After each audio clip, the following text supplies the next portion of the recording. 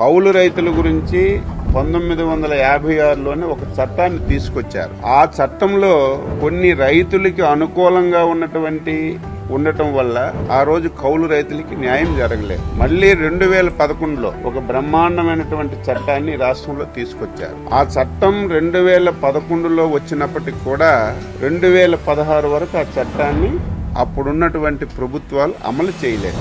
2016లో ఆ చట్టాన్ని అమలు చేసి కౌలు రైతులకి కార్డులు ఇచ్చి కౌలు రైతులకి గ్రూపులు పెట్టి 40% వరకు బ్యాంకు నుంచి రుణాలు గాని వారికి సహాయం గాని అందించే కార్యక్రమం చేశాం. అదే చట్టాన్ని కంటిన్యూ చేస్తే ఈసరికే 60-70% మంది కౌలు రైతులకి న్యాయం జరిగి ఉండేది.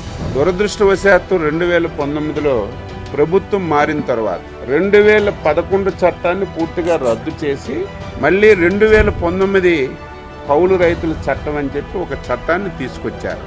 ఆ చట్టంలో ఒక దుర్మార్గమైనటువంటి క్లాజ్ పెట్టడం వల్ల రైతు సంతకం పెడితే తప్ప కౌలు రైతులకి కార్డు ఇచ్చే పరిస్థితి లేదు. దానివల్ల ఎంటైర్ రైతులు భయాందోళన చెంది సంతకం పెడితే నా భూమికి ఏమైనా నష్టం వస్తుందని చెప్పి 45% కౌలు రైతులకి న్యాయం జరిగినటువంటి పరిస్థితి నుంచి మళ్ళీ 1-2% పడిపోయింది.